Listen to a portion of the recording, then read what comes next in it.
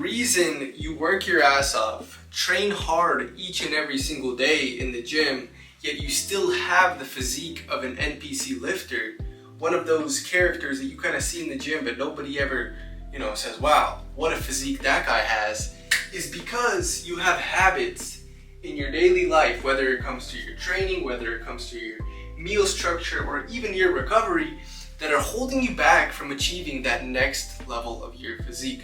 So in this video, I'm gonna break down the 5 habits and exactly what you need to be implementing instead of those to bring your gains to where you want them to be. First thing we're gonna be talking about, I don't know if you can see this, optimized training. A lot of you guys prioritize the wrong thing when it comes to training in the gym. You focus on progressive overload and weight, when instead what you need to be focusing on is the stimulus that you're giving your muscles to grow. It's a cycle that's very easy to get caught up in because, when you enter the gym and you start training at first, people tell you, oh, the foundation of muscle growth is progressive overload. You always need to be adding more weight. You always need to be training harder, loading up the barbell to be even heavier, pushing yourself to do more reps, and that's what stimulates muscle growth. And that's a good point. But progressive overload is just one of the, kind of foundations that lead to stimulus. That's the goal with training in the gym. So what we need to be prioritizing is, instead of walking into the gym and thinking, oh, how much weight can I lift today? You need to be thinking, how much pain can I put my muscle through, and how much stimulus and pump can I deliver to the specific muscle group that I'm trying to target. And I completely used to be a victim of this. I used to come into the gym and think I had such big arms, so I'd be picking up the 30 pound, the 35 pound, even the 40 pound dumbbells and doing bicep curls with them. But the thing is, if you can pick up a 17.5 pound dumbbell, a 15 pound dumbbell, maybe a 20 pound dumbbell, and get good stimulus, meaning you're working in the 5 to 30 rep range, right? That's the definition of hypertrophy, the thing that's actually going to stimulate us muscle growth. If you can perform that weight for 5 to 30 reps, and you're doing like a variation of, bicep curls, and you just feel that time under tension, you feel your bicep like ripping apart as you're doing the rep, and afterwards you put the weight down and you're like, oh my gosh, that is disgusting, like that hurts. That's what we're chasing. And a lot of times I wasn't getting that kind of stimulus picking up the heavier weight because I'd sit there and I'd crank them feeling good and all, right? Because it's an ego thing, and that's why it's called ego lifting.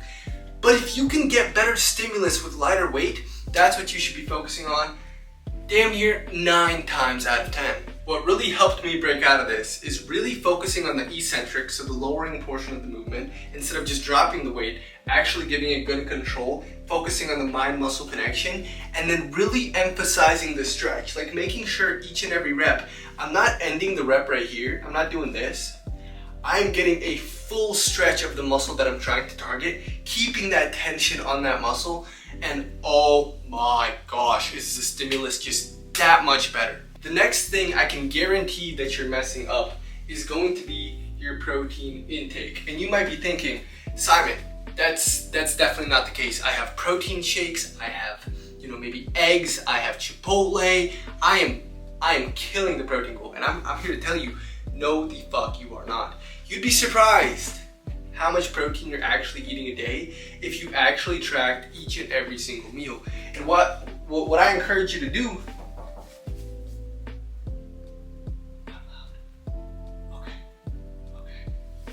they told me I'm loud. Alright, so we're gonna grab the mic. Alright guys, they told me that I'm being way too loud and that I need to keep it down, so we whipped out the mic.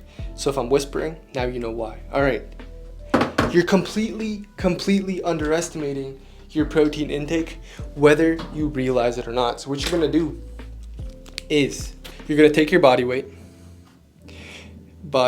you're gonna divide it by the number of meals you can sustainably eat each and every single day.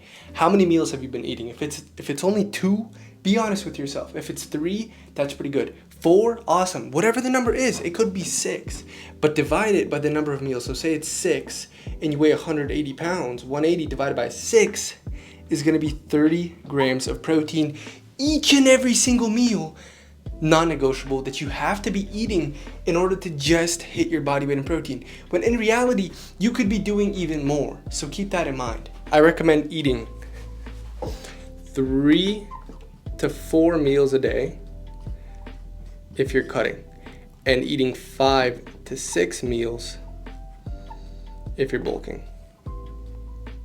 Because if you struggle with either of them, if you're trying to put on mass and you just can't eat enough food, you need to be eating from the moment that you wake up to the moment that you go to bed. So that count could be even 7 meals, 8 meals if you can make it work. You could have 3 meals by noon if you really tried, right?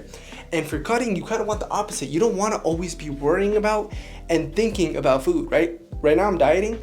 My coach put me at 6 meals and I was like, dude, that means I'm always eating and I'm always cutting myself short because I'm in a calorie deficit, right? So I'll have my meal, I won't be satiated. It's like, oh, I gotta wait another 2 hours till I eat again. Instead, I broke it down into 4 meals. So I'm having more food. I wait till 9 a.m. to have my first meal. I wait till 1 p.m. to have my second. And then I have 2 more in the afternoon to be hitting this protein goal. I'm eating 240 grams of protein and I weigh 190 pounds.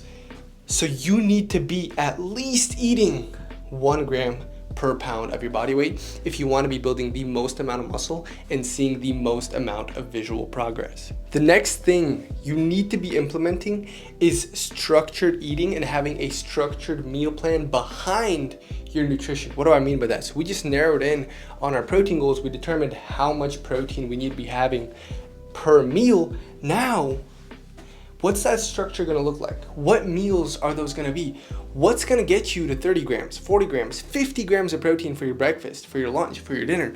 You need a direct layout, and the protein is the foundation of the meal. It's an absolute non-negotiable, right? But from here, we have other things to worry about. What about our carbs and our fats? Because higher fats take longer to digest. So you having high protein with higher fat, maybe before sleep or in the morning when you know you're not going to be eating for the next 5 or 6 hours, is going to keep you satiated for longer. You can keep that in mind. Or if you want it to digest faster, you can go for a lower fat meal with carbs. What are carbs? They're energy, right? They are the macronutrient that's going to convert into glucose, blood sugar, which is what's going to give you that disgusting pump in the gym, right? People worry about pre-workout. They worry about how much caffeine does it have, the beta-alanine, all this bullshit. But they forget about the carbs. Carbs and glycogen and glucose is what gives you the most ridiculous pumps in the gym. So you want your carbs to be surrounding your time of training. You want almost your highest carb meal to be 1 to 2 hours before the gym, because that's going to allow it to digest and for you to, actually get glucose into your blood from that meal. And then you need to replenish your glucose and glycogen storages after your workout. So your 2 meals, your 2 highest carb meals, are going to be pre-gym and post-gym carbs, especially if you're in a calorie deficit and you're trying to get shredded. If you're not lifting in the morning, you might as well ignore carbs. Just have some protein and some fats, maybe some fruit, right? You don't want to be getting brain fog that early in the morning. But then you're gonna need some carbs in your system to get the most out of your training. So that's when we're gonna implement our highest carb meal, the pre-gym. And then afterwards, we need to replenish that energy with the post-gym, all right? So have a structure behind the foods you're eating, not just randomly putting food in your mouth with some protein, hoping that it's gonna get you some result. The next mistake so many of you guys make is you don't have any training phases and you have no structure behind the exercises that you're performing in the gym, right? So the first thing that you want to implement is get rid of random lifts. Specifically when it applies to your compound movements. You want a consistent show-up rate for the same movement to be making structural adaptations and actually progressively overloading with that same exercise, right? So what I mean by that is like, you don't want to be benching one chest day, then the next one your compound is incline dumbbell press, then the next one it's the Smith machine incline press, then the next one it's the machine chest press. Variation can be good, but to a certain extent. You want to show up to the same lift and be able to track your progressive overload and actually be able to confirm, maximizing my form, I'm maximizing the stimulus that I'm getting from this exercise, and once I'm feeling good with my form and technique, I'm adding weight, I'm progressively overloading, and I'm getting stronger. But with that being said, you don't want to be doing the same exercises for the rest of your life. Why? Because your body gets used to it. And this is a concept from Arnold. Arnold always talked about how you need to shock your body to grow. You need to shock the muscle, and you need to throw something at it that it's never felt before. So we're going to implement phases. The most common being an 8 to 12 week training phase. So this is where you narrow down on a certain routine, on certain exercises. Say it's your leg day. With your leg day, you start with squats, then after that you do RDLs, then you do hamstring curls, then you do quad extensions, then you finish off with lunges, then you hit core, then you hit calves. That's like your every time routine for those 8 to 12 weeks. You don't want to be doing the same damn thing for eternity. But this time range gives you enough time for your body to get used to the exercise, to actually stimulate the growth that you're trying to get out of it, and see progress from what you're doing. The next thing you want to implement with these phases is taking a deload / break from lifting for maybe anywhere from a few days to a few weeks. You're not going to be losing muscle in a few weeks, but with deloading and taking that stress off your body, maybe not even showing up after having a super intense training phase from 8 to 12 weeks, say that 13th week, you don't show up to the gym at all. You're not going to reverse your progress. You're actually going to be benefiting yourself. And this actually just happened to me recently. I took a trip with my family and my girlfriend over to California for about a week. I approached it with the mindset of like, oh, I still want to work out. I still want to, show up to the gym. I only got 2 workouts in over the course of the week, and they were like half an hour workouts. So nothing compared to the normal stimulus that I'm giving my body, the fatigue that I'm generating, because I'm always in the gym. I always have like this mindset of like, oh, I need to push myself, failure kind of thing. And I come back from this, and I'm like, okay, I'm probably gonna feel like shit. The gym's gonna feel like shit. The lifts aren't gonna be good. But what actually happened is the same exercises that I've been doing, I've been desensitized to that amount of volume and that amount of stimulus. So the amount of soreness that I felt doing the same, so I did like incline dumbbell press and I did lat pull downs and whatnot. I was so sore. I was ridiculously sore, a level of soreness I haven't felt in ages. And the reason being is because I gave my body a break, I allowed it to recover. And soreness is actually a very good indicator that you fucked shit up. Whatever you did, it worked, right? And I wasn't feeling that. I wasn't feeling that kind of newbie gain soreness that you get when you're first lifting weights. You do a few sets and the next day, like, you're feeling muscles in your back that you've never felt before, right? I haven't had that in a while. So this taught me a lesson of like, I need to give my body more breaks to deload, to desensitize after training phases, and then I can jump back into it, slowly ramp up the intensity, and be seeing more progress from there. The last thing, which is absolutely crucial. So these guys, we have training. These guys, recovery, right? They all kind of fall into this structure of recovery. But what I'm talking about here is sleep. You need deep REM sleep, and you need a significant amount of it, preferably 3 to 4 hours each and every single night, to get your optimized and peak recovery.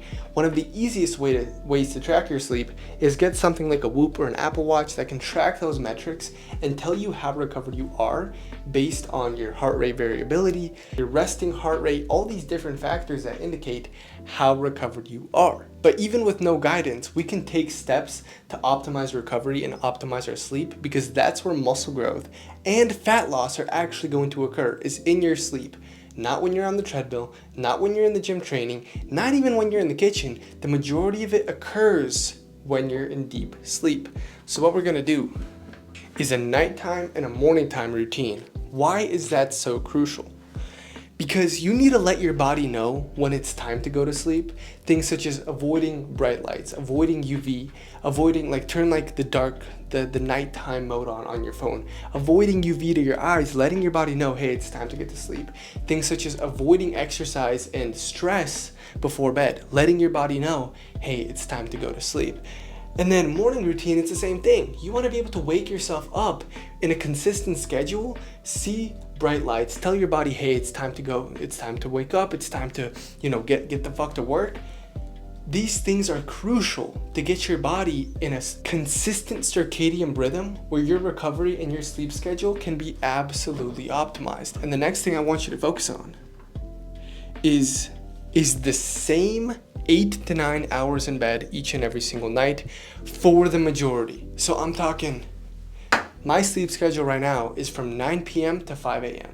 I try to be in bed by 8:30 at the latest. I have half an hour to wind down, read a book, do something very stress relieving and boring, making my body like, oh, dude, I want to go to sleep, right? It winds me down big time. Then in the morning, I have my morning routine where I wake up at 5 and I don't let it fluctuate too much. On the weekends, I'm not staying up till midnight, 1 a.m., 2 a.m., because that would screw me off to the moon and screw my circadian rhythm to where I wouldn't be getting as good of recovery. So just this step right here is if you can have the same 8 to 9 hours in bed, I'm talking either 9 to 5, or 10 to 6, or 11 to 7, whatever it is, if you can have that same shift in bed each and every single night consistently, that's where you're gonna be seeing the most recovery and the most growth with your physique.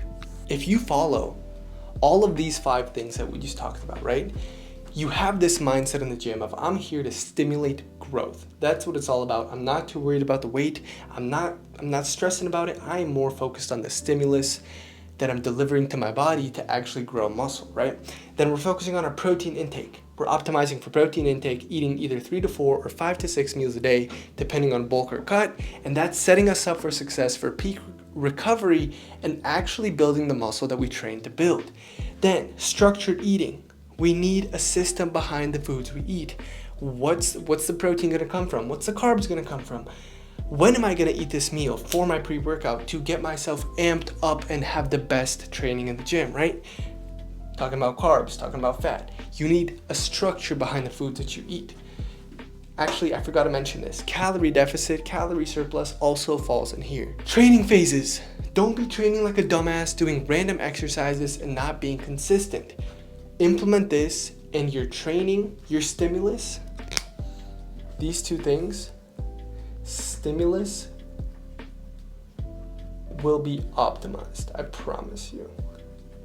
Then recovery. If you're not recovering, if you don't have the right system in place to get very good sleep each and every single night, you're simply missing out on gains. Now, for any of you guys that are interested in working one-on-one with me to take all of this to the next level, dial yourself in with routines, with systems behind everything that you do, behind your training, behind your sleep schedule, behind your diet, the whole thing, go ahead and book a call with me using the link in the description below, and I will see if you're a good fit for one-on-one coaching. But other than that, guys, don't walk away from this video without implementing all the things I just talked about, and I'll see you guys here in the next one.